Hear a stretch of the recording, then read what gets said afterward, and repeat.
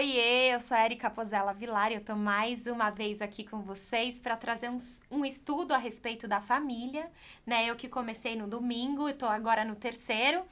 E eu falei sobre a cidade de Deus, esse conceito espiritual de um relacionamento que Deus quer ter com a sua família e com você também individualmente. No primeiro dia a gente falou dessa simbologia e de como Deus está te convidando para fazer parte, ser cidadão dessa cidade de Deus.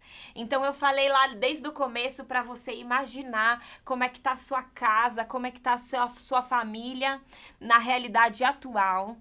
Algumas vão falar que tá meio caindo aos pedaços, né? Até que tá ok, tá bonitinha.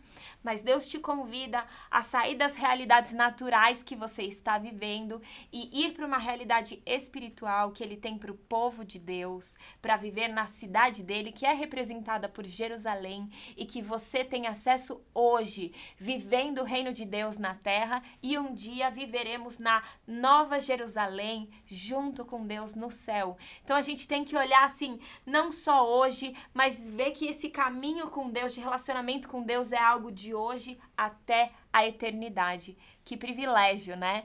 Mas eu não quero deixar de dizer para vocês, sigam o nosso Ministério de Mulheres, porque a gente está trazendo várias temáticas, @iamulheres.sede.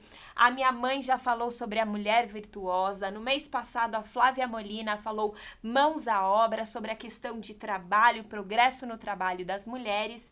E eu quero falar agora sobre família, terminar esses 3 estudos com vocês. Se você não assistiu os 2 primeiros, entra aí, procura na página onde eles estão e não deixa de assistir para que você possa receber todo esse conteúdo espiritual que Deus tem para você. Esse texto que eu falei a respeito dessa casa que Deus montou para você, porque você precisa se mudar, se você ainda não mora nela, faça suas malas, prepare suas coisas para mudar de vez e viver o máximo que Deus tem para você. Essa casa que foi fundamentada em safira, pedra preciosa, que representa o próprio Deus e o amor desse Deus. Paredes de rubis, né, que são uma pedra preciosa, mas ela é translúcida e ela traz uma luz como a do sol, a luz de Jesus, que traz a verdade, que tira toda a escuridão de dentro da sua casa. E também uma porta de fogo, vermelho de fogo, de uma pedra preciosa que chama carbúncio. Então pensa, você tá vivendo assim, mudando, minha filha, para a cidade mais cara que existe. Não existe dinheiro no mundo que compre o privilégio de estar nessa casa. E no segundo estudo eu falei para vocês que vocês podem usufruir do privilégio que é receber os ensinos do próprio Deus, aprender com Ele, saber muito mais do que anos e anos de conhecimento humano pode dar, e também receber uma paz, que é o que você precisa no momento de desespero. Não importa a sociedade que você vive, o tempo que você vive, os problemas que você está passando. Deus pode te dar essa paz como privilégio de quem é cidadão da cidade de Deus. E aqui, continuando então nesse texto, eu vou falar o tema de hoje, terceiro tema, que é a segurança da cidade. Bom, segurança. A gente sabe que todo mundo que vai mudar do Brasil para o exterior, uma das principais coisas que eles falam é, gente, é muito bom, o principal privilégio de morar no Canadá, nos Estados Unidos, na Suíça, é que eu posso andar de vidro aberto, nem tranquei a porta da minha casa, eu não tenho medo de ser roubado, posso andar na rua de noite, sem medo, porque é um lugar seguro. A gente sabe que a segurança é algo que traz um bem-estar para a família que não tem preço também, né? É uma das coisas que os pais mais desejam ter com os filhos, né? Ter segurança de que nada de mal está acontecendo contra eles. A gente quer segurança no nosso casamento, a gente quer essa segurança na família. E como será que é essa segurança na cidade de Deus? Bom, continuando ainda no capítulo 54 de Isaías, que fala de a cidade que estava destruída, foi reerguida, os privilégios da cidade, mas eu quero ir com vocês agora pro versículo 17, que diz: toda arma forjada contra ti não prosperará, toda língua que ousar contra ti em juízo, tu a condenarás. Esta é a herança dos servos do Senhor e o seu direito, que de mim procede, diz o Senhor. Bom, segurança é um direito de todo cidadão da cidade de Deus. Aquele que é servo de Deus, né? Como ele diz, se você é meu servo, essa é sua herança. Você vai receber esse direito de ter segurança. Não existe arma contra você que vai prosperar. Não existe língua que queira te condenar que vai conseguir condenar. Você que vai condená-la. Essa é sua herança. Então, assim, a segurança é um contexto, é um conceito garantido para aqueles que são servos de Deus e são filhos de Deus. Eu quero ler para vocês e falar sobre essa Jerusalém, que é a cidade de Deus, tanto a Jerusalém verdadeira que existe, quanto a nova Jerusalém que ainda será criada, onde a gente vai viver. Mas a Jerusalém que é tantas vezes citada no Velho Testamento e no Novo Testamento também, a gente pode encontrar algo sobre ela em Salmo 125, que diz que os que confiam no Senhor são como o monte de Sião, que não se abala, mas permanece para sempre. Assim, como em volta de Jerusalém estão os montes, assim o Senhor está em volta do seu povo, desde agora e para sempre. Aqui falava do povo judeu, mas hoje também todo aquele que está em Jesus pode usufruir isso. Bom, Jerusalém era uma cidade muito difícil de ser tomada, de ser dominada no meio de uma guerra. Por quê? Porque a cidade, além de ter aqueles muros, né, que as cidades da época tinham para se proteger, Jerusalém tem montes, montanhas que fazem todo o circular da cidade. Agora, você imagina o inimigo querendo chegar. Quando ele subia a montanha que estava em volta, a hora que ele estava lá em cima, o povo de Jerusalém, os guardas já se preparavam para se proteger. Diferente quando é reto, que você demora para ver, né? Você vê a distância. Ou quando você tá no topo, aquele de baixo vem escondidinho, né? Aquele que vem pelo vale. Mas em volta de Jerusalém estão os montes, protegendo Jerusalém. Todo inimigo que vem atacar, ele logo é visto. E assim como Jerusalém tem esses montes, os braços de Deus estão ao redor daqueles que habitam na cidade de Deus. Naqueles que habitam no corpo de Cristo, naquele como você tem vivido nessa realidade de conversão, de entrar para ser parte de quem Cristo é do seu corpo, você recebe isso como proteção. A sua família pode estar passando por vários problemas, né? Se você tem filhos, a gente sabe que a gente tem medo de muitas coisas. Um dos grandes medos dentro da família é que os filhos sofram abuso sexual, abuso moral, né? Bullying, que sejam excluídos na sociedade ou que sejam excluídos pelos amigos, que sejam machucados pelas pessoas. A gente tem medo que os nossos filhos sejam feridos. Até certa idade a gente consegue protegê-los, mas a partir de um momento a gente parece que não tem mais o controle da proteção dos nossos próprios filhos. Como que a gente vai, então, viver tranquilo, sabendo que nenhum mal vai acontecer com eles?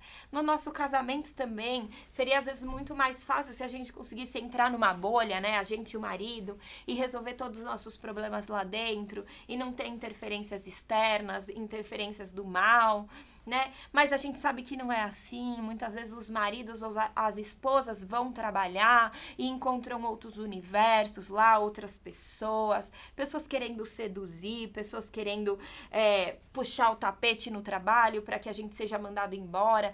Tantas coisas existem más no mundo. Como que a gente pode saber que a gente está seguro, né? Eu quero dizer aqui que a gente precisa lembrar que a gente ainda está num mundo que existe luta, existe mal, e a gente vai passar por essas lutas. Como que a gente tem que se sentir, então? Primeiro a gente tem que lembrar quem são os nossos verdadeiros inimigos, né? Quero falar o que está escrito em Efésios 6, no capítulo 12, que diz: porque não temos que lutar contra a carne e o sangue, mas sim contra os principados, contra as potestades, contra os príncipes das trevas deste século, contra as hostes espirituais da maldade nos lugares celestiais. Bom, primeira coisa, mulherada, Os seus inimigos não é aquela mulher bonitona da tua rua que você acha que dá em cima do seu marido, né? Aquela safada que você quer quebrar a cara dela. Aqui, brincadeira, né? Aqui só a conversa entre uma mulher com outras mulheres. Não, eu quero pegar aquela mulher. Não, eu quero quebrar a cara daquele menino mais velho que tá enchendo o saco do meu menininho, meu filho. Então, assim, muitas vezes, como mãe, protetora, leoa, a gente fala, nós seremos aquelas que vamos proteger esta casa. A segurança, eu vou fazer o que for preciso para minha casa estar segura.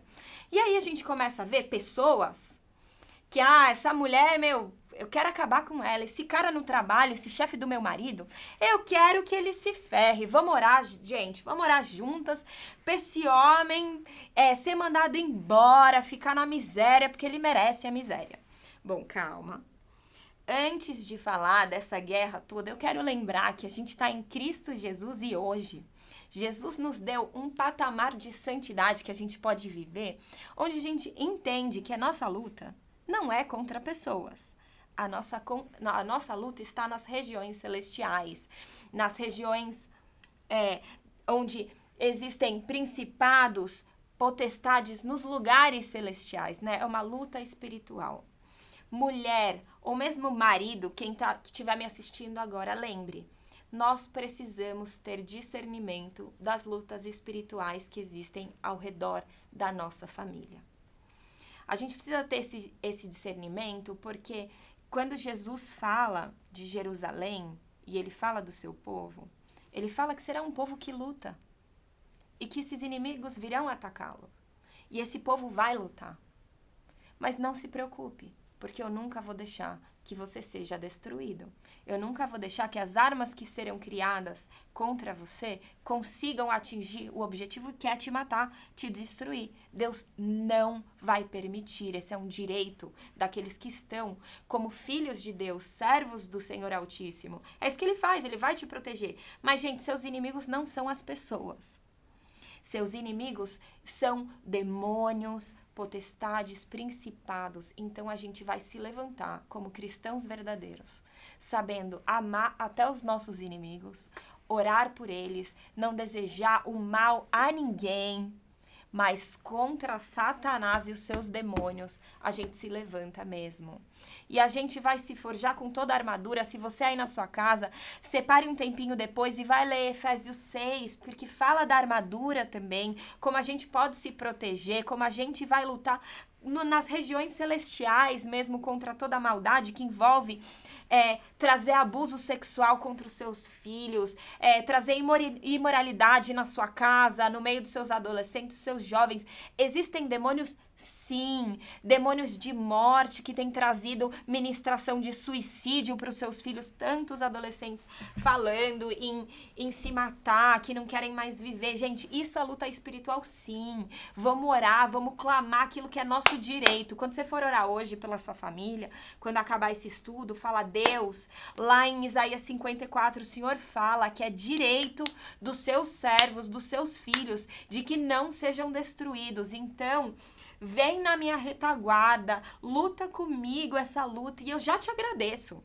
Porque eu sei o futuro. Olha que incrível a gente exercer a nossa fé sabendo que o final da nossa luta é a vitória. Porque aquele que é por nós é muito maior do que qualquer um que possa vir contra nós, contra a nossa família. Esse é nosso direito.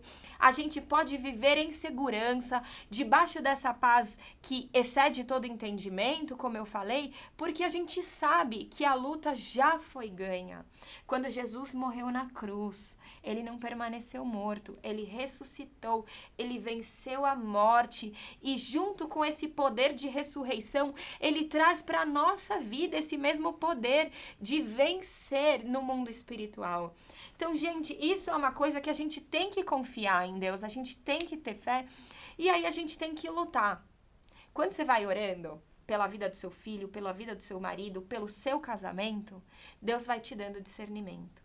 Ele vai abrindo seus olhos espirituais para que você possa tomar atitudes que tragam mais segurança para a sua família. É assim que Deus te protege, é assim que Deus te ajuda. Ele vai te dando essa sabedoria, ele vai estando ao seu lado e tudo que você não puder, ele vai fazer no seu lugar.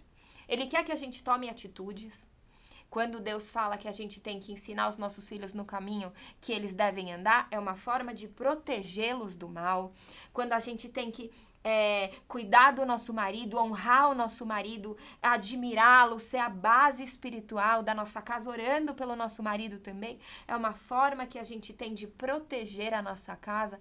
Porém, tudo aquilo que você não pode fazer, Deus pode fazer no seu lugar. Você não tem que ter medo. Outro dia uma pessoa me perguntou, Deus deu um discernimento que uma outra mulher que deseja o meu marido fez um trabalho para que ele se apaixonasse por ela. Tô morrendo de medo. Medo do quê? A gente não tem que ter medo disso. Deus deu discernimento. Começa orando, quebrando isso, porque declaro que está na palavra, nas regiões celestiais, onde acontece a nossa luta verdadeira, nós recebemos a vitória por meio do poder de Jesus. Você não pode ser tocado. Toda arma forjada contra ti não prosperará. Ou seja, se lançam uma seta de divórcio, de abuso contra os seus filhos, de qualquer coisa que seja mal para sua família, contra a sua saúde, você pode declarar, não vai prosperar. Porque existe aquele que é maior, que está me protegendo. Isso é direito daquele que mora na cidade de Deus. Aquele que quer te condenar. Lembre Satanás, lembre todos os seus demônios, ou mesmo alguma pessoa eventualmente que traga condenação sobre você. Lembre que todos aqueles que estão em Cristo Jesus, não há condenação sobre eles. Porque mesmo quando a gente tropeça, existe a misericórdia, a bondade de Deus que nos perdoa. Se você cometeu um adultério dentro da sua casa, você acha então que a sua consequência é a derrota inevitável? Não. Se existe uma palavra que quer te condenar, dizendo que não existe perdão para aquilo que você fez dentro da sua casa, eu quero dizer que existe, na verdade, perante seu arrependimento, existe perdão e existe recomeço. É isso que Deus promete para você, que você pode viver onde abundou o pecado, você pode viver uma nova porção de graça maravilhosa. Então, se você traiu, recomece. Se você foi traído e você acha que o seu marido não merece perdão, perdoe. Nossa, é tão difícil, né? A Erika tá falando isso. Hoje, quando as pessoas dizem, ele fez, vai embora mesmo, não perdoa. Deus disse que o coração do homem tá tão endurecido, por isso que ele não consegue permanecer. Mas você pode tomar decisões baseadas naquilo que Deus te entregou, decisões espirituais, muito mais do que naturais. E sobre todas essas coisas que eu falei nesse estudo, eu quero que vocês guardem que você é um cidadão de uma realidade que não é a realidade dessa terra. Você ainda está aqui, mas você pode, junto com a sua família, do contexto que Deus quer trazer para você, trazer o reino de Deus para a terra. Você pode viver aqui, mas viver como se estivesse em outro lugar. E a partir dessa realidade, as pessoas vão olhar para vocês e vão falar, como é que você consegue viver tão bem com seu marido? Vocês brigavam antes, agora vocês estão com uma aliança tão forte. Como é que acontece com seus filhos? Seu filho, que outro dia eu vi brigando lá na rua, você consegue com amor cuidar dele, mostrar um caminho diferente, ele mudou, tá um menino tão tranquilo. Como isso é possível? Né? Aos olhos do mundo, muitas vezes a mudança é algo distante, algo difícil que não pode ser alcançado. Mas na vida do cristão é exatamente o oposto. A mudança é o dia a dia. O caminho do cristão é um caminho de santidade, que vai cada dia mais tendo mais luz, mais luz, mais luz, até ser dia perfeito. E é assim que você pode viver com Jesus. Vocês vão ter tantos conhecimentos da família, tantas ministrações, a gente pode fazer mais lives a respeito desse tema. Mas eu espero mesmo que esse conceito espiritual de uma casa num ambiente espiritual conhecido como Cidade de Deus seja algo que entrou no seu coração. Mande mensagem para nós, dizendo se você gostou, nos siga no @iachurch, @iamulheres.sede e saiba mais de tudo isso que a gente está falando a respeito da mulher prosperar, progredir em todos os seus caminhos, inclusive na família. Que Deus te abençoe. Eu quero terminar com uma oração. Senhor Deus, eu te agradeço, porque por meio de Jesus a gente pode usufruir de tantas coisas maravilhosas. Eu te agradeço por casamentos que podem ter novas chances, filhos que podem ter uma educação transformadora, irmãos que podem, Senhor, ser melhores amigos pela vida inteira, não vivendo em inimizade, mas vivendo em unidade. Eu te agradeço, Senhor, pela honra dos filhos para com os pais. Eu te agradeço por tudo que o Senhor deseja ministrar nas famílias que estão assistindo agora. E eu te peço, Espírito Santo de Deus, abra a mente e o discernimento espiritual para que os seus filhos e as suas filhas possam viver de verdade tudo que está disponível para aqueles que estão em Jesus. Que eles não vivam, Senhor, migalhas, comendo migalhas espirituais, mas que eles subam para comer banquetes na sua presença, Senhor. Eu te agradeço porque todas as provações vão gerar paciência, perseverança, Senhor, e glória. Dá sabedoria para os seus filhos, como a sua palavra fala em Tiago. Dá sabedoria de forma liberal, de forma grande. Abre as mentes, Senhor, para que eles sejam abençoados e que essas famílias não sejam destruídas ou quebradas. Em nome de Jesus. Amém.